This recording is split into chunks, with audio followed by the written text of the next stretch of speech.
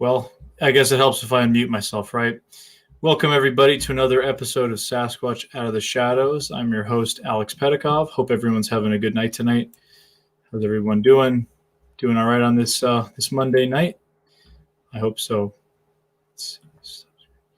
So we're just going to wait here a minute for our guest to pop on in. In the meantime, just a reminder, if you guys haven't seen previous shows, to check it out. We've had some pretty great ones last couple weeks. Last one we had an awesome one with Lyle Blackburn talking about southern Sasquatch, all that kind of stuff. A lot of cool other shows we've done. This is actually the 20th stream, which is pretty exciting. So we're getting up there in numbers. Yeah, thank you guys all for tuning in and for the great questions, and lucky to have such cool guests on. So next week, actually, there's not going to be a show on Monday night, unfortunately. I'm going to move that to Tuesday night. And we're going to be joined by Chad Lewis, who is a researcher and author. He's looked into cryptids and strange stories across the world, basically, but focuses a lot on the Midwest. So we're excited to have Chad on. But for tonight, we're joined by Aaron Cadieux, who's actually from New England like myself. He's from Massachusetts. He is a filmmaker primarily. He's done a lot of short documentaries and documentary films, that sort of stuff, and most notably his now critically acclaimed The Bridgewater Triangle documentary, which is, for those who don't know, the Bridgewater Triangle is this area of southeastern Massachusetts it was actually coined by Lauren Coleman in the 1970s. It's an area where there's a lot of strange activity. There's everything from hauntings, strange ghost truckers, haunted buildings, reports of UFOs, glowing orbs, spook lights in the woods, lots of famous Bigfoot sightings, especially back in the day. And I'm sure we'll talk a lot about that with Aaron. There's been strange large birds. I mean, even when I was out in Arizona now, one of the researchers we met out there was originally from this area in Bridgewater and had seen what he could only describe as a large bird-like creature. Lots of other cryptid creature stories in the Bridgewater Triangle area, specifically the Hockomock Swamp, which is this central sort of point. Now, the area is not really technically, I suppose, a triangle. There's a lot of things that happen outside of a triangular area, but it's an easy way to associate with it. So Aaron has done a really awesome documentary. For those that haven't seen it, check it out on Amazon. There's a link to the website below. You can get the DVD or check it out however you might normally check out something like this, but it's awesome. It's been at a bunch of film festivals over the years. Really great film.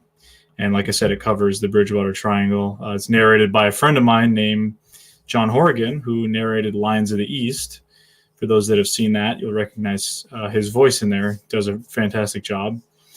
Aaron is actually currently working on a documentary series about the infamous unsolved highway murder serial killing case in Massachusetts from the late 1980s, early 1990s. So he's definitely up to some exciting work, and we're going to talk about primarily the Bridgewater Triangle today. So he's just running a little bit late, so we're just waiting on him. I think he was having some tech problems, so it happens, guys. It happens to the best of us, so we're just going to kind of hang in there. But yeah, I mean, how's everyone doing? What do you guys think? Who in the comments? Let's get a couple comments. What's your favorite show so far? Who's been your favorite guest? I mean, obviously there's no right answer. It's all subjective. It's an opinion, but throw me a comment. Let me see what you guys think about what was the best show so far, or what kind of shows you want to see more of. You want to see more shows where there's multiple researchers, more than one. It's more than a one-on-one. I was thinking about maybe even doing something like a round table or something along those lines.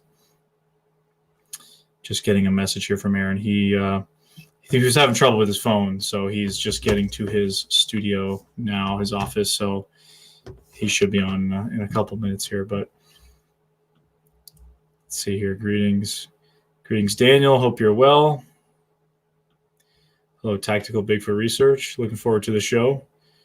Chopper One says, I used to live near there. I used to live near the Bridgewater Triangle. Yeah, it's just south of Boston, so it's a pretty populated area. Kevin Hamilton says, howdy, folks. How you doing? Sasquatch, how you doing?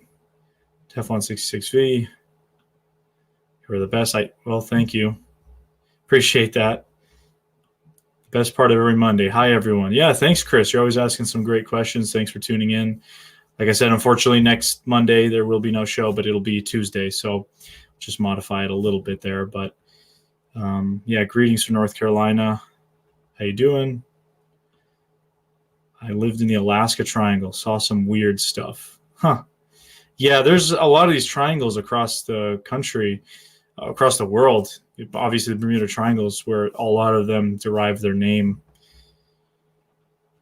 Well, I think I got to sneeze. I've been working with chemicals for a few hours now, and it's giving me a headache earlier doing some cleaning.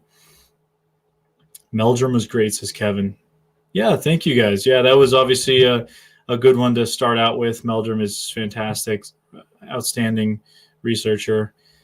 Thank you. Stefan. Hi, shout out from Iceland. I thought you were Swedish. What are you switching around this for? Hi from Yelm, Washington. Hey, Richard, how you doing tonight? Yeah, it's been fun. 20 shows so far. That's I didn't think I'd have the patience to get that far. No, I'm just kidding. I booked a lot of people, and just for the most part, like I said, people were just we're basically just folks that I've always wanted to talk to, and people that I consider friends, and something along those lines. It was during the height of the COVID lockdown back in, I want to say, end of March or April when we started out. But yeah, so it's just been fun so far. A lot of exciting conversations, a lot of exciting guests, and a lot more to come. Oh, here we go. Crash Course Cryptozoology says, hello, glad to be here early. Hey, how you doing, Carrick? Carrick is awesome. He's got some great projects coming up, so be sure to subscribe to his channel, Crash Course Cryptozoology. Question, Stefan, what is your long-term goal with the channel? That's a good question. I kind of started this channel out, I don't know, 3-4 years ago, just sort of to put Bigfoot documentaries on YouTube. That was basically it, short films, and it's obviously turned into this live streaming as of recently. So that's a new development. Lisa says, hello from New Hampshire. Looks like Aaron is in. All right, let's pop him in. Hey, how you doing, Aaron? Hey, so sorry about that. I apologize for being late. No worries, man. Glad to have you on. We were just having a chat here with the audience, and people are telling me how bad I am at this. And no, just kidding. You guys are great. Can you hear me okay? Oh, perfect. I can hear you. I'm sure everyone else can hear you as well. Awesome. Great. I see you got the appropriate hat going on here. I do, yeah. I had this hat on anyway. So I spent the day at the beach. We had family in town. Oh, nice. And I was trying to get back from the beach here. I was waiting for my wife to get there so that I could leave, but it ended up working out. Yeah, that's good. Sounds like a nice time. I was just saying, I was just doing some cleaning with all these chemicals, and I've had like a headache for a while. So this is actually kind of a nice little thing to get away from all that. But yeah, just really quickly, again, just go through the bio again real quick for folks. So Aaron is a filmmaker, as I mentioned, for Massachusetts, and he's done this documentary, fantastic documentary called The Bridgewater Triangle, as you can see on his hat, which is all about this mystery area, as I was talking about. He's done other films as well, and he's working on some pretty cool projects. And hey, Kat, how's it going? Yeah, sorry. No, that's great. So yeah, basically, as a fellow filmmaker, let's just start out with what got you into movies? What got you into the craft of filmmaking, I suppose? I remember being about maybe 5th or 6th grade when I started, the neighborhood kids and I would, take our, little Super 8 video cameras out into the neighborhood and make little movies. And that's really what got me into it. So from a very young age, I knew what I wanted to do for a living, and I knew what I wanted to do for work. And so I was lucky enough to, even in high school, have my sights set on, video production and filmmaking as a career. So I was never one of those people that, didn't know what they wanted to do. I knew what I wanted to do from a very young age. So that's basically what got me into it. And I was fortunate enough that where I went to high school, they had a very good video production program there, which gave me a heads up when I got to college, and I stuck with it through college. And now I'm running my own video production company and documentary film production company. Awesome. And that's Bristol County. Bristol County Media. Yep. Yes. Great. Awesome. Yeah, that's fantastic. I mean, it's always, a lot of us start out with that passion, and it sort of dies down a little bit, maybe in the real world, and kind of becomes a side thing for a while. So that's interesting that you kind of knew right away from the start, and you kind of had a plan set out. Yeah, I knew right away. And now I'm in a position where I do, television television commercials, corporate video, stuff like that to pay the bills through video production. But then I always have a side project going on through the documentary film end of it, which is my real passion. And if I could do that full time, I would. But, you do those things as you can. And someday maybe I'll be able to do that exclusively and not have to do the other stuff anymore. Oh, I'm right there with you. I'm the same way. That's obviously what I'm passionate about as well. Now, was there a particular interest in the paranormal or the weird that kind of came about, or what brought I wouldn't you into say the my triangle? One thing after another. Oh, that's great. She wants to get some airtime. She's very attached to me.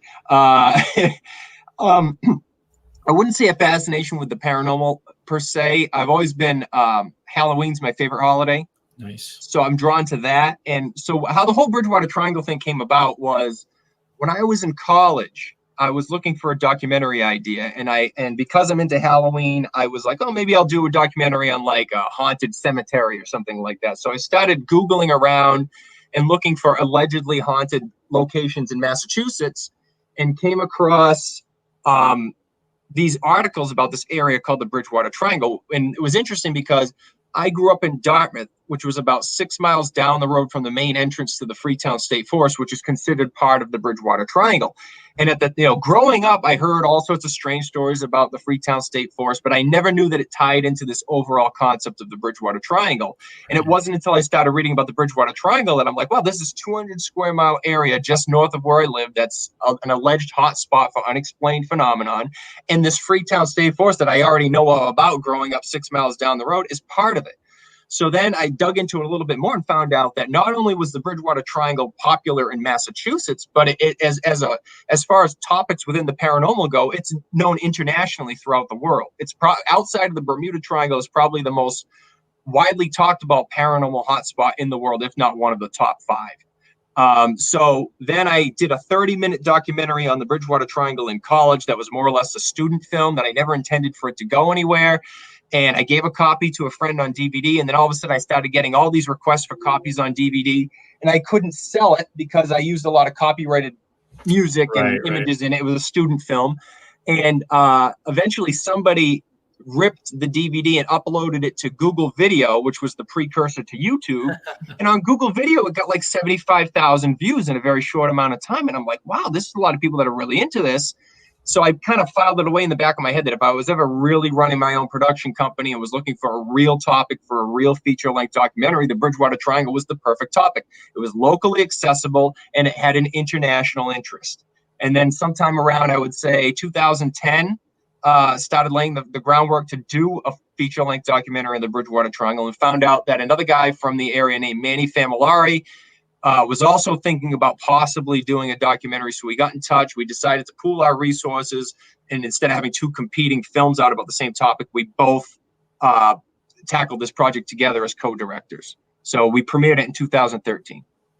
Very cool. And it's become, very well known. Obviously, it's probably the definitive documentary on the Bridgewater Triangle area. There's been other shows and, I've done a short film just on Bigfoot in the area as well. Lots of other things have been done, but yours is probably the most expansive. You dive into all the details, which is so interesting because I think, like you said, it's well known across the world. By far in the United States, one of the most popular triangle areas. You have so many others now that are named after, they have the triangle moniker as well. But even just tying it to Lauren Coleman, cryptozoologist, friend of the show, coining that name and his connection to obviously Bigfoot in the world of cryptids and how that, then you have the ghost stuff, the UFO stuff. It's like there's something for everybody interested in these strange topics. It's very easy to hop from one to another. There's very famous Bigfoot sightings in that area, and I'm sure we'll talk a little bit about that, but it's like a buffet of strange, weird stuff. A buffet of the unexplained is the way that I like. And I always preface my comments. I'm a major skeptic when it comes to this stuff. I don't believe it takes a lot to get me to believe anything. Right. There were only maybe 2 or 3 stories that were told in our documentary that I still make me as a skeptic even take a step back and scratch my head and wonder, if I really should be a skeptic or not. But we tried to tackle the Bridgewater Triangle from the documentary was not intended to convince anybody of anything. It was more or less a forum for people to tell us about their experiences. We tried not to take a stance one way or the other. We use a lot of language like allegedly, reportedly. We never say that this definitely happened unless there's, actual physical evidence of it. So that's kind of the approach that we took. And it's funny that there were some books written about the Bridgewater Triangle before our film, but after our film came out, it seemed like there was an avalanche of,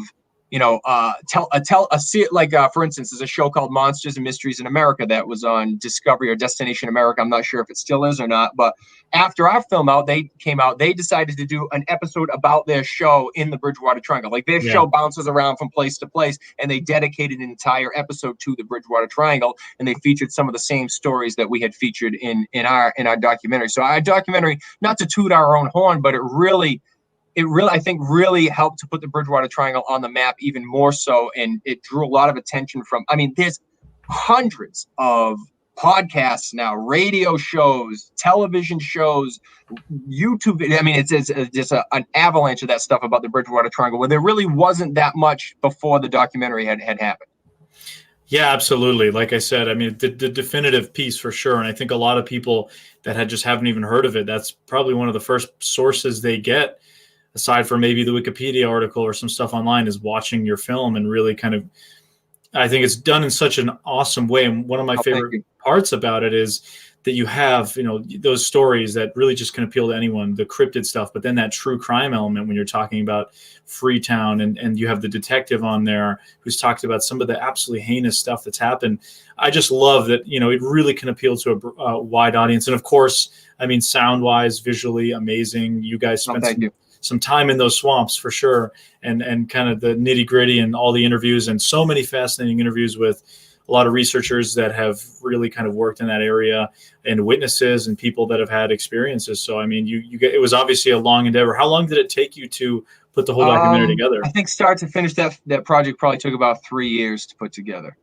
And people are like, why does it take so long? Well, we didn't crowdfund. We didn't take money from investors or anything like that. So I'm in a fortunate position when it comes to tackling a project like that, running my own video production company. There's very few tasks associated with any given production that we need to outsource. So our out-of-pocket expenses on a project are very low, but we're balancing this with our regular jobs. I do video production, run my own company. That's what pays the bills for me. So I have to, when a real client comes knocking with something that's a paying gig, I kind of have to push my passion projects to the side and then pick them back up when I have time. So that's why these projects take so long. And that's, why the project I've been working on now has been going on for 6 years.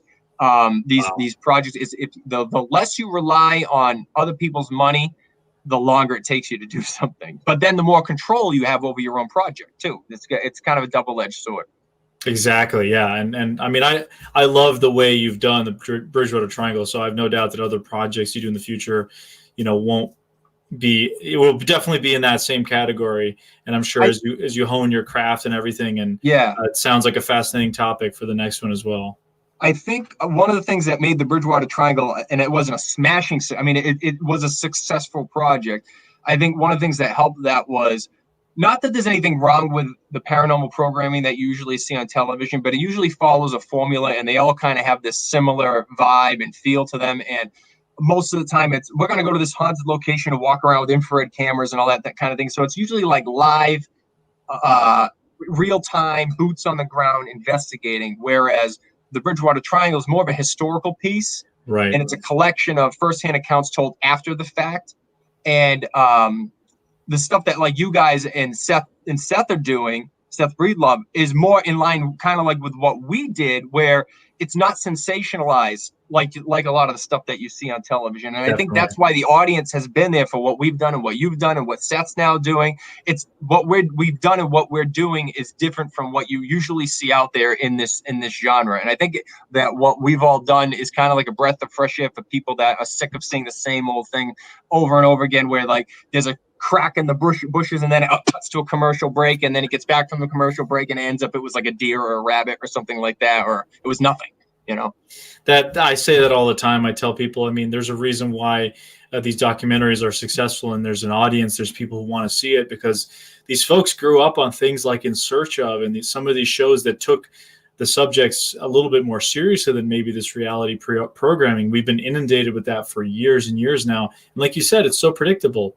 Whereas sometimes these stories, I mean, they may not be groundbreaking. In some cases they are, but they're sensational enough that you don't need that creepy music that gets turned up as soon as they hear something creaking through the woods. You can just tell the story about people seeing a giant UFO in the sky or little creatures trying to pull them into the woods. I mean, that is creepy enough for audiences. And I think, when you get an area like the Bridgewater Triangle, especially, just as we said, like this buffet of strange activity, and it's an urban legend in a lot of ways. I mean, I know lots of people who, when they're saying they're coming to New England that are interested in this kind of stuff, say, "Oh, I'm going to the Bridgewater Triangle. Where could you recommend to go?" And I always say, watch the Bridgewater Triangle documentary, because that's probably the best source you're going to get for, where to check out. And whether it's the Hockomock Swamp or the Freetown State Forest, I mean, it's just, there's so much to it. And the way you covered it, I think just really did work, and people like that. And obviously it's successful because people enjoy it, and, they're craving more.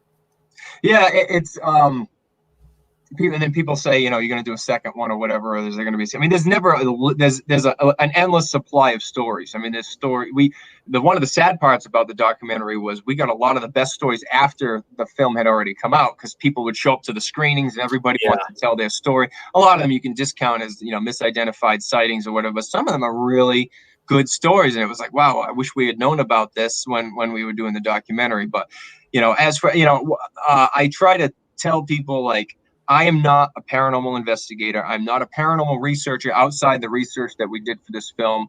I may not ever delve into the paranormal again with a documentary. Right now I'm working on something that's in the true crime genre. So, whether there will be a Bridgewater Triangle sequel or whatever, I mean, time will tell, and maybe a few years down the road we'll get the itch to do another one or a follow-up piece or something like that. But the stories are endless. I mean, people are still reporting strange things to this day. But as a skeptic, I'm always as a skeptic, it's interesting to look at the Bridgewater Triangle, and is there really an elevated level of strangeness in the area, or are people attributing things to being unexplained that aren't necessarily unexplained because they know they're living in an area that has a reputation for such things? Like, the human mind is a very powerful thing. And if you say, "Oh, I live in the Bridgewater Triangle, it's all sorts of weird stuff happens here," and then you go for a walk in the woods and you hear crashing in the woods, because you live in the Bridgewater Triangle, you might automatically say, "Oh, that's definitely Bigfoot." Whereas if you were anywhere else in the country, you'd be like, "Oh, that's a deer or a squirrel or." So it's that chicken or the egg type of a thing. And it's an interesting part of the Bridgewater Triangle that we didn't really get into in the film that I actually would be an interesting study is, how many of these people that come with these stories had these experiences knowing that they were in the Bridgewater Triangle, whereas the most interesting ones are the ones where people experience something and then after the fact find out, well, I didn't know this, but this happened I'm in the Bridgewater Triangle. Those are the really interesting stories. Like Bill Russo in the documentary, the older gentleman that told the story about walking his dog in Raynham and the creature came out of the woods and beckoned him to come closer. He had no idea that he was living in the Bridgewater Triangle at the time. Had never heard of it. It wasn't until after he had his encounter and he started Googling around, searching around or whatever, and found out that, wow, this happened in this area of the Bridgewater Triangle. He didn't know until after the fact. And his story our documentary was the first time he had ever told that story outside of his blog. And when we first found his blog, we weren't even sure if it was a true story. It's written in a way that it sounds like it could be fictional. So I managed to get his contact information. I said, is this a real thing? Did this really happen to you? And he's like, it's 100% true story.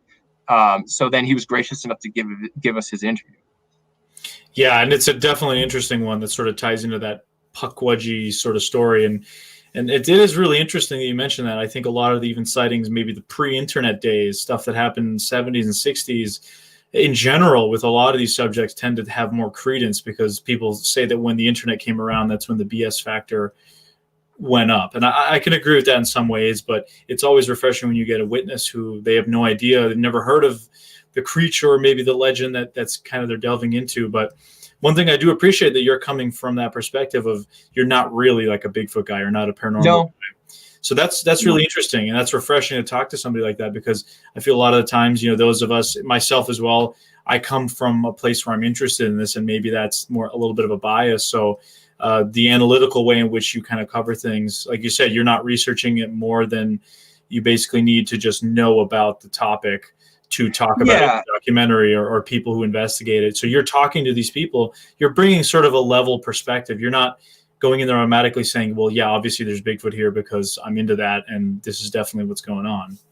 Well, and the other thing too is, there were other people that came forward with stories, but you have to kind of weed out the ones that you think are looking for their 15 minutes of fame, where we would get somebody and they'd be like, well, in 1974, I saw Bigfoot, and then in 1980, I saw a UFO, and then in 1985, I saw a ghost. And then if you got somebody that's saying that they saw every single thing that is attributed to the Bridgewater Triangle, they really lose a lot of their credibility. Whereas if you just have a person who just saw one thing at one point in their life and they've never seen it before or after, those are the ones that are really interesting because they seem to have less of an agenda. Yeah, and that goes perfectly with this question that we received, which is how do you root out hoaxers?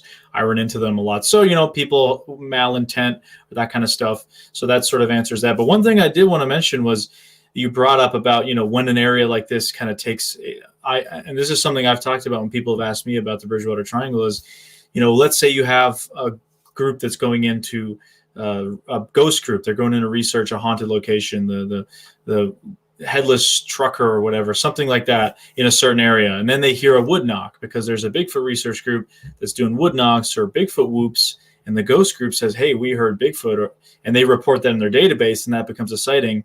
And I think that's the danger of a place like the Bridgewater Triangle now that it's kind of taken on such a big persona, if you will. There's people go in there exclusively trying to have experiences. So that's definitely an interesting point. But yeah, I mean, there's just so many of those stories that I think you don't do them justice without really putting them out there at the same time. Yeah, and prior to the film, they hadn't been done in that format. It had just been print, basically. Magazines, newspaper. There were tons of newspaper articles, magazine articles. Like I said, a couple of books. But that was the first time it was put into the video or film realm with talking heads and music and all that kind of thing. It was really the first time that had happened. And one of my other favorite things about your documentary is the fact that, as you mentioned, it's not really a typical sort of TV documentary or reality style you'll see. There are people that are featured in there. They're almost like characters. And I think your documentary is filled with a lot of these great characters. One of my favorites being Joseph DeAndre. DeAndre. This guy wears safari outfits out there. What do you think when you ran into people like that? How did you run into them? What did you think of them? That kind of thing. Well, I think Joe DeAndre, there are people in the documentary that even as a skeptic, I may say, well, they think they saw Bigfoot, but probably wasn't. It probably was something else, but they are convinced of it. Joseph DeAndre is absolutely convinced 100% without a doubt that he saw Bigfoot in 1978. Bill Russo is absolutely convinced 100% without a doubt that he saw whatever creature he saw in 1990 that has since been attributed to being a puckwudgie, but it's never been proven to be a puckwudgie. I mean, there's never been puckwudgie proven to exist. Right. But those guys are absolutely convinced, beyond a shadow of a doubt, that they saw something like that. And when it comes to Joseph DeAndre, I mean, that guy, he could be a reality show in and of himself. He's such a quirky, unique guy. And you've met him, you've been there, you interviewed him, you walk into his office and it's like stepping back in time to the late 70s. He's got every newspaper article, magazine article he was ever featured in plastered up on the wall. He's got his desk, his research that he does. He writes his pamphlets, writes letters back and forth with people. And even today, he's still recruiting people to be on his team, to go on these expeditions into the swamp to search for this elusive Bigfoot that he claimed that he saw in 1978. He tried to get me to join his team a number of times. Oh yeah, he tried to get my wife and I to join his team too. He's recruiting everybody. And I like Joe a lot. He's a nice guy. He's an eccentric character, but he's a very interesting character. And you could, like I said, you could do a spin-off documentary just about him, and it would be interesting. Even Bridgewater Triangle aside and Bigfoot aside, just a character study on Joe DeAndre and the people that he takes into the swamp. He's got his friend Richard that he goes into the swamp, and like you mentioned, they're decked out in the safari gear and everything. I mean, they're just real interesting characters. He is just one of the exceptional one, like I said. I mean, when I was interviewing him, you had given me his contact information. I went down there, I think it must have been 2017, and he was telling me this story about they heard this horrible noise in the woods while camping. And at one point, I think one of the pictures or a magazine fell as we were doing the interview. And I mean, he was so worked up in this creepy mode about the story. This picture fell, and he must have jumped halfway out of his chair. He was that eccentric of a character, and it was just. I mean, I still have that outtake on my hard drive. It's just amazing. you have other folks as well, like I think Alvin, the detective. Alan Alves, yeah. Yes, yeah. Absolutely amazing. I mean, that guy seems like a treasure trove of knowledge. How did you come into contact with the law enforcement side of people involved with that project? Well, Alan there's some people that were featured in the real feature-length documentary that were in that half-hour documentary I did in college, and Alan was one of them.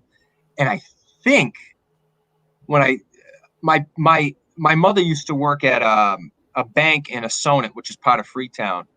And Alan, because Freetown's such a small department, Alan would sometimes get the duty where they send a cop to the bank just to hang out there to make sure everything's cool. And Alan would get assigned to that. So she knew him, and she knew that he was the detective that investigated a lot of that ritualistic activity in the Freetown State Forest. So I think when I started dabbling in the Bridgewater Triangle stuff, she's like, oh, that's Detective Alan Alves. And I was able to find his phone number or find his listing. And Alan will tell you, he loves the spotlight. He loves to be interviewed. He loves to talk. And so he's always up for being in an interview or whatever. And he jumped at the opportunity back then to be in a documentary. And he's actually a good friend. I mean, we've been good friends now for close to 20 years. And he's, like I said, he's a treasure trove of information for a detective in a very sleepy town of about 9,000 people. He has been involved in some of the most high-profile, bizarre cases Seriously in the history of the state. The guy was, involved in investigating all that ritualistic activity. He was the first detective on the scene for the murder of Mary Lou Arruda, who was found in the Freetown State Forest. When the highway murders happened in the 80s, which is the topic from the documentary I'm working on right now, 3 of the bodies were dumped in his jurisdiction, and he was on the scene for the first body that was found. He was the first detective on the scene. So he's been involved in stuff that, you could be a detective in a city like New York and not experience all the stuff that Alan Alves has experienced in Freetown. It's just really interesting. Seriously, I mean, you had so much stuff, so much content with him that you've put out a couple of videos on, I think, your YouTube channel, just sort of or bonus feature. Yeah. It's amazing. Some of the stories he's talking about, the murders. We looked it up because this past March, right before, literally days before Massachusetts declared the coronavirus emergency. And I've talked about this when we did our recap with Nash and my production for Chasing Legends. We were doing a Pukwudgie episode, and we watched a lot of the stuff. And I told them all to watch your documentary as well beforehand, just to kind of get primed a little bit for those that weren't aware of it. And we had a Jeep rented, funny enough, and we were driving back some of those back roads. And I never really spent that much time in the Freetown State Forest. I had been to the Ledge once years ago, and that was about it. So this time we were out there at night. We were hanging around, but we were driving in the daytime, and there was just people mudding out there in their Jeeps, off-roading. It was crazy. I'm like, this is this is like the kind of stuff we have in New Hampshire, some serious terrain. So I can see why that's an area where maybe people go and do all this really awful stuff and murders and mafia killings, just everything. It's a large tract of isolated land that is readily accessible from New Bedford, Fall River, Taunton, Brockton, these not big cities, but cities of like 100,000 people. New Bedford, 100,000, Fall River, 100,000, Brockton, probably close to 100,000. These cities all have relatively easy access to a place where you can go from being in the city to being in the remote woods within 15 minutes. Right. So geographically speaking, it's a place where you would expect. But I mean, even with that, the amount of strange stories that come out of that place. I mean, you look at that routinely comes up. There's like a bunch of articles like most haunted forest in the world. And the Freetown State Forest is either mentioned number 1 or number 2 in the world for a haunted forest. It's crazy. It gets mentioned right up there with that the suicide forest in Japan. Yeah, right. Wow. Yeah. It's just one of those places. It's kind of it's so fitting because it's just that one corner of the triangle, and then you have, of course, the Hockomock, which is sort of the heart, I guess, or the center of it in a way. Yeah. So I think what we'll do is we'll start taking some questions. We've got some people talking. Yeah, I'd love to answer some questions. Yeah. So Glenn H says, what's your opinion on power lines being used as transit migration ways for Bigfoot? I'm sure they cut through the triangle area. Any reports of research along those routes, or these routes? Well, as a skeptic, I can't even necessarily say that I acknowledge the existence of Bigfoot, but when you mention power lines, the Hockomock Swamp has power lines that run right through it. And it's one of the ways that people get into the Hockomock Swamp if they want to traverse the swamp. there's power lines really that cut right through the heart of the Hockomock Swamp. So if there are Bigfoot creatures in the Hockomock Swamp, which is the area of the triangle that's usually associated with Bigfoot, the power lines would be a way that Bigfoot could easily make their way from one side of the swamp to the other. But you would think there would be more sightings of it because the power lines are where people go to hike and where people ride their dirt bikes. So you would think if Bigfoots were using the power lines to traverse the swamp that they would be seen. But that being said, when it comes to the Hockomock Swamp, there are parts of the Hockomock Swamp that I am convinced that human beings have never set foot. I mean, that swamp is thick. It's a lot more difficult to get into the heart of the Hockomock Swamp than it is to get into the heart of the Freetown State Forest, because there's parts of the swamp that have no roads, have no paths, and it's just swamp. And unless it's the middle of the winter and it's frozen solid, you will not get to some of the parts of that swamp. Yeah, that's what I always thought, looking at even when I was there a couple of years ago, flying my drone over the area, just the amount of swamp. I mean, I'd be worried about quicksand and falling in some of these areas, very dangerous sort of terrain. And that's the perfect kind of terrain you'd imagine something might stay hidden in. So I suppose that's interesting in itself. But do you want to maybe say just a little bit about the background about the Hockomock Swamp, what it means and all that kind of stuff? Sure. The word Hockomock comes from the Algonquin language, which was the language of the Native Americans of this region. And Hockomock is, from what I have come to understand, it's Algonquin, meaning place where spirits dwell. And the Hockomock Swamp, I believe, is one of the largest, if not the largest, wetland in New England, at least in Massachusetts. It's gigantic. And it was a place that was used during colonial times, during King Philip's War, as a place where the Native Americans would hide because the colonists were afraid to go into swamps because swamps are dark, they're dreary, they're kind of spooky, and the Native Americans didn't feel the same way about the swamp. They used it as a place to hunt and fish, so they were very familiar with that. So it's not just the Hockomock Swamp, but swamps in general during that time were used as places that were staging grounds for native raids on European settlements. Yeah, and it's in modern times, the Hockomock is when people, especially in cryptozoology, paranormal, mention it, first thing that usually comes to mind is Bigfoot. There's obviously a history. A history of Bigfoot and other strange swamp lights, that sort of stuff.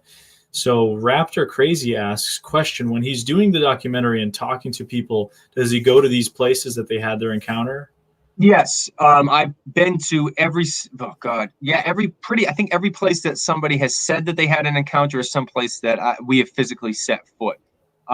Bill Russo, the guy who told us about his bizarre creature sighting with that little 3-foot tall, he took us to the spot where that happened. Joseph D'Andre took us to the spot where he claimed that he saw Bigfoot.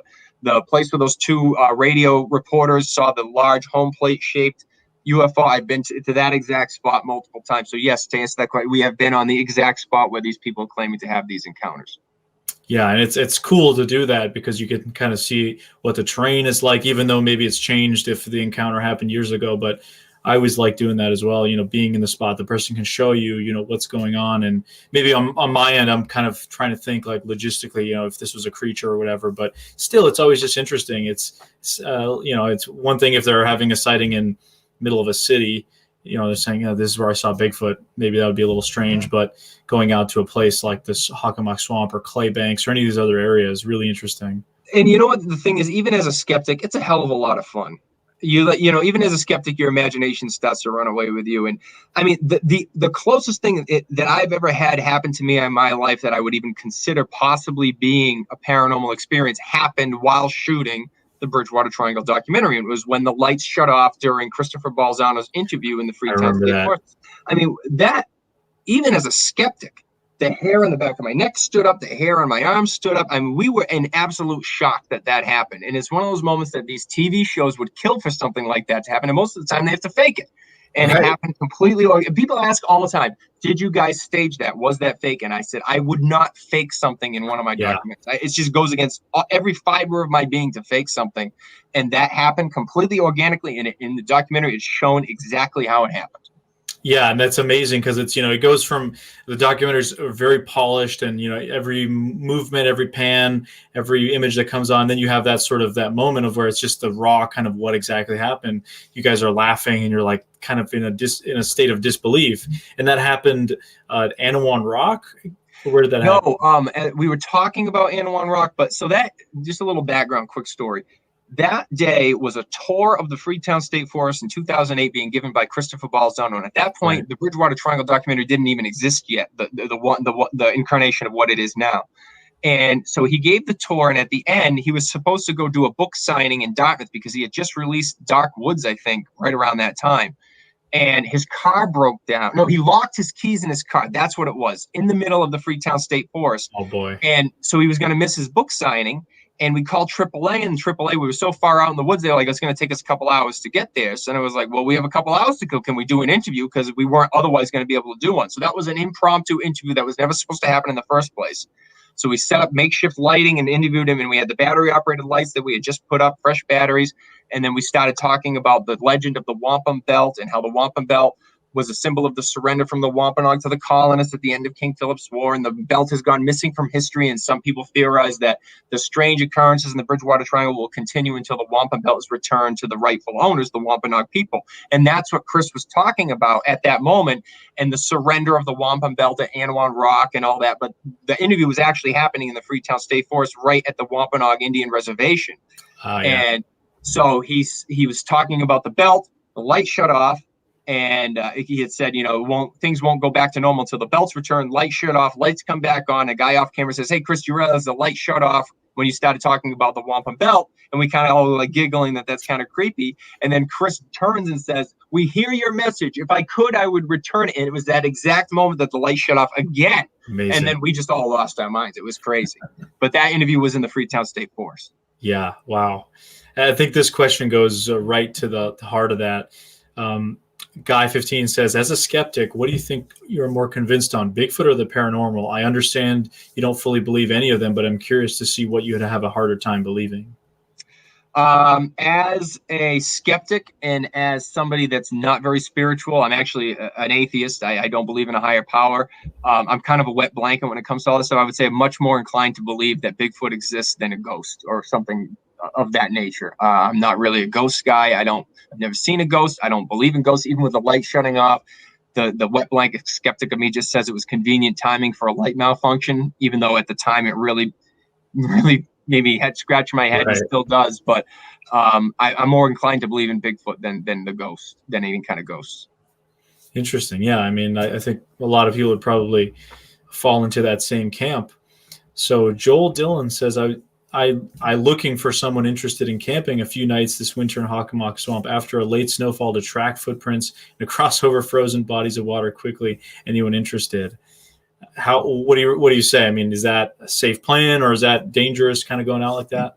I would say you got to make sure it's cold enough so that the ice is thick enough that you're not going to fall through.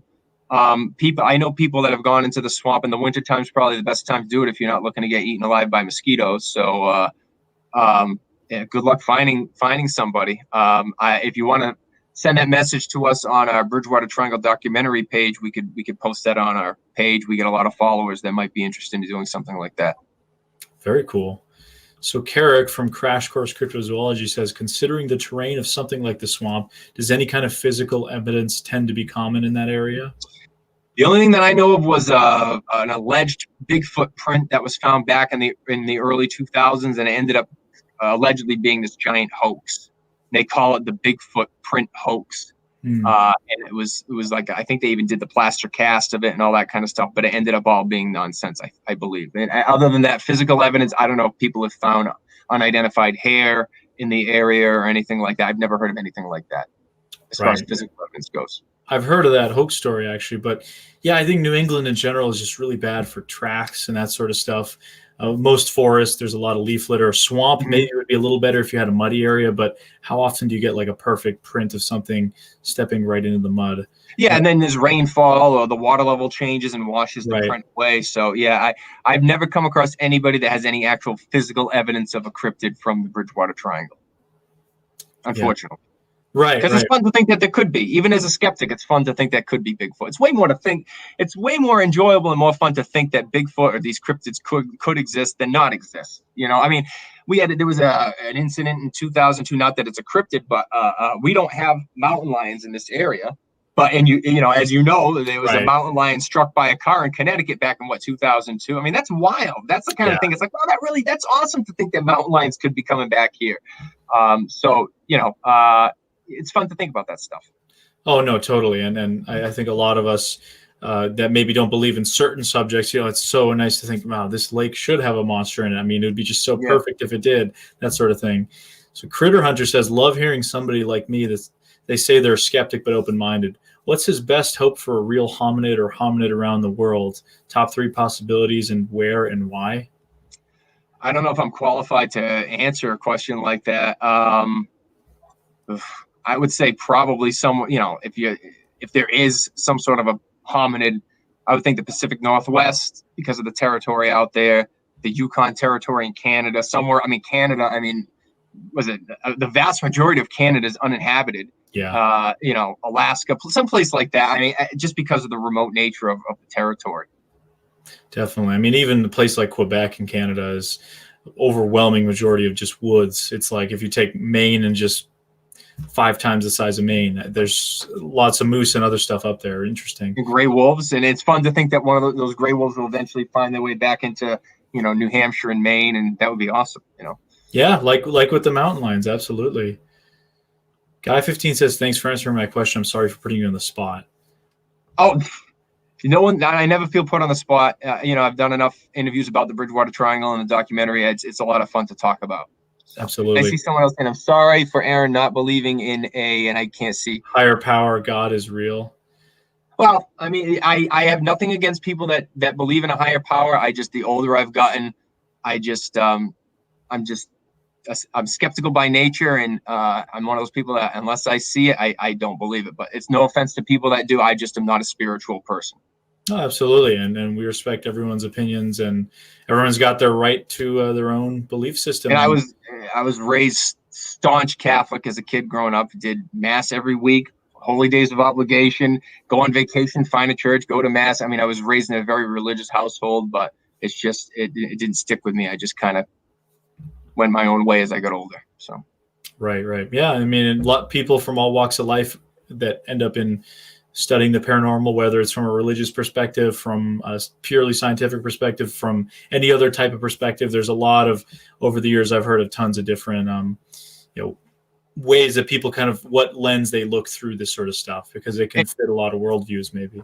And not to turn this into a religious discussion, but just to go back to that, I would love to believe in a higher power and believe in heaven and believe that when I die, I go to a place for eternity. It's so much more comforting. It was when I was a kid and believed that stuff.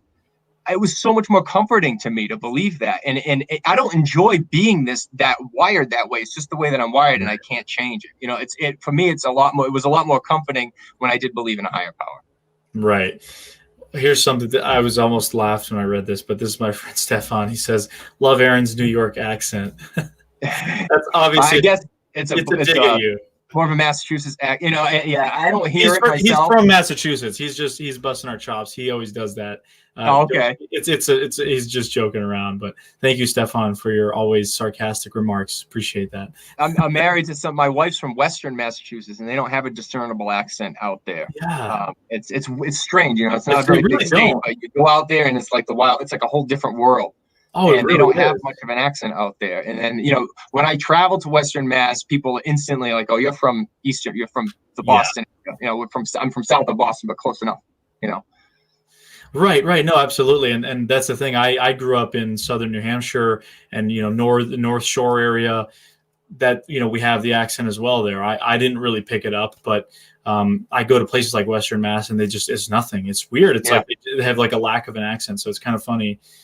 Stefan, he says, where in Western Mass? That's where we are. Yeah, he's originally from the Springfield area, so he doesn't have. Yeah, my wife's from the Springfield area, and we go back and visit fairly regularly. And she at Wilbraham, Springfield, Ludlow, Palmer, that neck of the woods. So we're out there quite a bit. Right. I think now there's a dual conversation in the comments going on about religion and the accent. So Rock Hype Man says, I didn't say it, but I could barely hear the accent as well. I don't know if I think that's probably sarcastic too, but yeah, I can if I try, maybe I can try to do the rest of this interview without it. See if I can talk without an accent for the rest of the interview. Probably be weird for me as well because I'm used to hearing you with the accent. It's very hard to speak without it. Yeah, right. No, it's definitely part of it. But yeah, people are saying, I'm also atheist. I vote conservative. So some people do not think like me. People that don't exist. Crash Course says, such an interesting conversation on religion. Used to seeing this weird Bigfoot photo on the internet of a guy in a suit kneeling against the lake in a distance. Always labeled a photo of God online. Critter Hunter says, was raised Christian, not so much organized religion anymore. Most of them teach the same principles. I'm more into universal karma thing type now. Way less pressure. Very interesting. Stefan says, the 413 area code. Much love from the 413. Very cool. Yeah, I mean, it's definitely an interesting topic just going down. I think there's been only a couple other shows where the religion topic has come up because somebody in the Christian, I think it was with Seth actually, somebody had asked, he's from that Christian perspective. Does that, as a filmmaker, does that kind of go through in some of the films? And I mean, I think his answer was not necessarily. It was just sort of, that's just the way he sees the world. I didn't know he was a religious guy. I didn't know that about him. Huh. Yeah, and it was I didn't, I wasn't aware that people knew, but that was one of the questions that we got. Just this guy, Park the Con Harvard Yard. Yeah, it's gonna turn into the Boston accent show. Dunkin' Donuts, man, Dunkin' Donuts. Right, Dunkin' on every corner. Raptor Crazy says, question for Aaron: do you plan on making more documentaries on cryptids in other states, or are you mainly concerned with murder documentaries? As of right now, until the Highway Murders project is finished, and we're hoping to wrap this thing up, we're very close to the end. Until that's finished, I haven't really decided what my next project will be. I'm not opposed to going back into it has to be the right topic. I tend to pick things as of right now because I don't have the budget or the funding. I try to pick things that are locally accessible but could draw a national audience. So the Bridgewater Triangle is one of those things, and the Highway Murders is one of those things because that is probably one of the most well-known unsolved serial murder cases in the history of the country, and it just happened to happen in the city that I live next to. So that's another one where it's easily accessible. We don't have to fly to do it. We need to go shoot some B-roll. We hop in the car and go 5 minutes down the road and we're there. It's not something, we got to get on a plane, we got to book a hotel. It's not, it's very easily accessible. Yeah, and that's a real big help. And as as a filmmaker, obviously I can say, having been to other places, it's always a nightmare. You're dealing with logistics and things happening and people changing plans. Whereas here, I mean, if you have a witness who can't meet you on this date, I'm sure you could find a time within the next few months to a year. Exactly.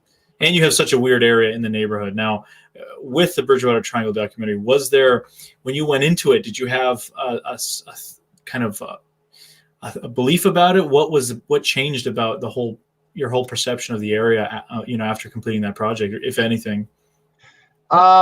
Nothing really with the Bridgewater. So the old documentary that I did was called Inside the Bridgewater Triangle. That was more of an educational experience because I hadn't heard of the Bridgewater Triangle at that point. The second time around for the proper released Bridgewater Triangle documentary, it wasn't so much that we learned all that much new. There were a couple of, like Bill Russo's story, the home plate shaped UFO story, was things that I hadn't really delved into before. So I did learn a little bit about those kind of things, but generally speaking, I learned more the first time around just because that was my introduction to the triangle. Right. Now, one thing I did want to mention really quickly was about some of the Bigfoot sightings featured in the documentary. Obviously, aside from Joseph DeAndre, one of my favorite ones from, I guess, the Triangle area in general was the one of the police officers there with the car. Do you know a little bit about that story? The car getting picked up? Yeah. I don't know it's funny that you mentioned that one because we never knew the name of the guy that had the encounter. We were going by what Lauren Coleman had reported in his book. And we had a screening, and lo and behold, a woman shows up and she goes, "That was my father that happened to, and he has since passed away." So we met the guy's daughter, and she said he was adamant that whatever this creature was picked up the rear end of his police cruiser and dropped it back on the ground. And that happened in there was an alleged creature that some people attributed to being a bear, but it was never confirmed that was that joint local police, state police task force that was hunting in the Bridgewater area for this bear type creature. And that's when that guy's cruiser was picked up and he turned around and saw a standing brown creature disappear into the forest. And the interesting thing about bears is that's another thing, big difference between Western Mass and Eastern Mass. Western Mass routinely has black bears. Yeah. Eastern Mass, we don't. And if we do get a bear in this area, it's a very rare occurrence. It's a widely reported thing. A few years back, there was a bear that wandered all the way from Western Massachusetts, and it's not an exaggeration, went all the way to the Cape, swam across the canal, and wound up all the way in Provincetown. Couldn't go went as far east as it could possibly go. But that is a super rare occurrence. There are not a lot of bear sightings in Eastern Massachusetts, and Bridgewater is not a place where you commonly see black bear. Yeah, that's a funny story. I remember reading about that when I was doing Lines of the East, talking about some of the mountain lion stuff on the Cape there and the creature stuff, and hearing that bear story. Now, of course, the Cape is known for great white sharks, and I think that's awesome. That's awesome in my opinion. But yeah, I agree 100%. That Bigfoot story is so interesting because I can only really think of one other story in New England where there was even somebody that reported, this lady in New Hampshire said the back of her, she thought she hit a tree and something picked up and kind of dropped the back of her car and it looked like a gorilla. That's what she said. But that story is interesting. My friend Paulino actually has interviewed, I think he actually interviewed the police officer that it happened to. I didn't know that, and I didn't know that until just this past March. But it's one of those stories that really took off because it's probably one of the more well-known Bigfoot sightings in the area, aside from maybe Joe and some of those guys, the trapper as well. Well, to hear that there was another story of a car being picked up, that's interesting because if there is a creature like that, maybe that's not a calling card, but like a characteristic of something that they do. You know what I mean? Pick up and drop an object like that. So that's interesting to think about. Yeah, and the trailers being shook, that's something that's happened across the country. And, maybe those of us that are, more into the Bigfoot subject, you see, well, for me, my personal experiences aside, obviously I'm biased when it comes to this, but if I was to look at it from a perspective of, how is this possibly biological, or what is this a creature, or what is it?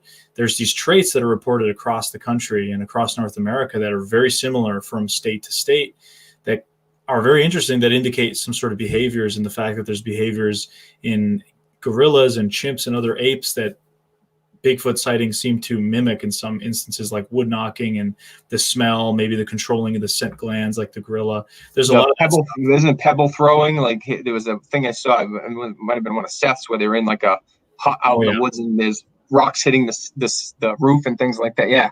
Yeah, that's one of those things. Rocks being thrown is reported all over the place. I've talked to dozens of eyewitnesses in New England alone who have had rocks thrown at their house. One guy had one thrown at a screen in the dark right in front of his face, and it was a property where he was having all kinds of stuff going on. But yeah, there's all kinds of stuff like that. And once you get down the rabbit hole, it gets kind of crazy because there's definitely a lot of consistencies, startling consistencies. But yeah, I mean overall, I think your documentary is fantastic. You did a really good job of covering everything, and I couldn't recommend to people enough that are interested in the Bridgewater Triangle or don't know anything about it. Just if you like Bigfoot or just these topics, check it out.